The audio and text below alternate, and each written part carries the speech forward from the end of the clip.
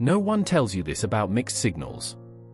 Sometimes they keep you close not because they love you, but because you make them feel good about themselves. You've lived this. They text you every day. They call you when they're stressed. They share secrets. They flirt just enough to keep hope alive. They get jealous if you pull away. They say things like, "I'm not ready for a relationship," but they still act like you're emotionally exclusive. So you stay. You tell yourself, "If I'm patient, they'll choose me." You believe consistency will earn commitment. You think loyalty will convert confusion into clarity. But weeks turn into months. Nothing moves forward. You're emotionally involved, but officially, you're nothing. Here's what's really happening. Commitment is not about feelings. It's about risk. When someone refuses to commit but keeps you around, it usually means you provide emotional value without requiring emotional responsibility. You give attention, validation, intimacy, stability. They give uncertainty. This dynamic feeds something powerful in the brain: intermittent reinforcement. It's the same psychological pattern that makes gambling addictive. You don't get consistent affection. You get unpredictable doses. A sweet message one night. Distance the next day. Just enough reward to keep you hooked. If you have an anxious attachment style, this hits harder. Your nervous system interprets inconsistency as a threat. You try to fix it. You overgive. You over-explain. You try to be more understanding, more patient, more available. You believe love means endurance. If they lean avoidant, this works perfectly for them. They crave connection but fear losing independence. So they keep intimacy at a safe distance. Close enough to feel wanted. Far enough to avoid vulnerability. You call it complicated. Psychologically, it's a power imbalance. The one who wants clarity has less power. The one who is willing to walk away has more. Now here's the uncomfortable part. Sometimes they do have feelings for you. But not strong enough to risk their options. Not deep enough to sacrifice freedom. Not secure enough to build something real. You are emotional security. Not romantic certainty. And if you're honest, part of you knows this. But you ignore it because hope feels better than rejection. Let's talk about self-sabotage. You say you want commitment, but you accept ambiguity. You say you value yourself, but you tolerate crumbs. You say you don't chase, but your energy revolves around their responses. You think staying proves strength. Sometimes staying proves fear. Fear of starting over. Fear of not finding someone better. Fear of being alone with your own thoughts. So you negotiate with reality. Well, at least they care. At least they talk to me. At least I'm not completely alone. That at leasty mindset is the slow death of self-respect.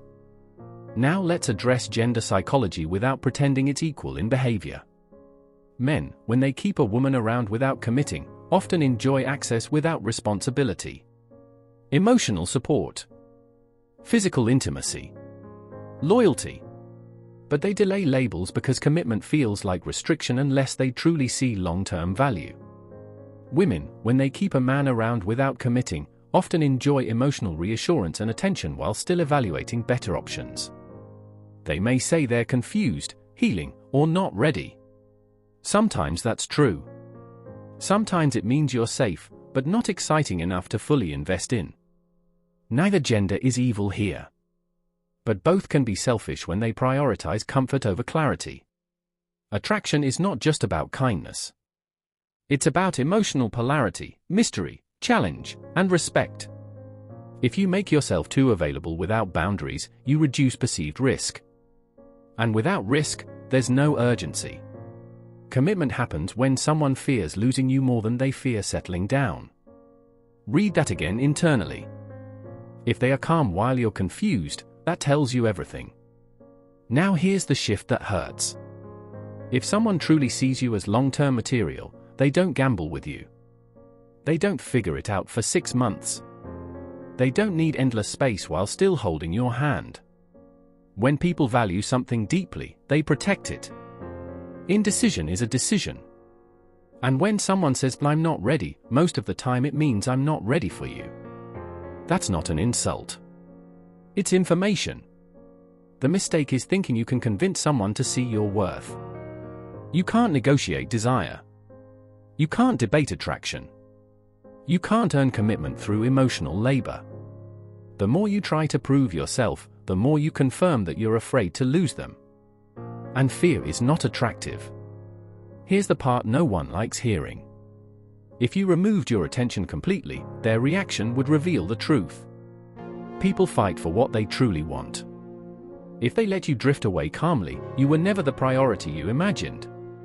That realization stings. But it frees you. Because the goal isn't to make them commit. The goal is to stop committing yourself to someone who hasn't chosen you. Emotional maturity is not about waiting longer. It's about recognizing patterns sooner. Instead of asking, "How do I make them choose me?" ask, "Why am I choosing someone who hesitates about me?" That question changes everything. When you raise your standards quietly, you stop rewarding confusion. You stop over-explaining. You stop auditioning for a role that should have been offered willingly. You become calm. Not cold. Just clear. And clarity is powerful. You don't threaten. You don't beg. You don't chase. You simply align your actions with your words. If you want commitment, you only entertain commitment-ready behavior. Yes, you might lose them. But understand this, you were already losing time. And time is more expensive than heartbreak. The right person doesn't need to be convinced to secure you. They feel the risk of losing you naturally. They step up without being coached. So if someone keeps you around but won't commit, stop asking what you're doing wrong. Start asking why you're accepting half of what you claim to deserve. Sometimes the love you're waiting for is on the other side of the boundary you're afraid to set. And sometimes the closure you're begging from them is the self-respect you keep postponing.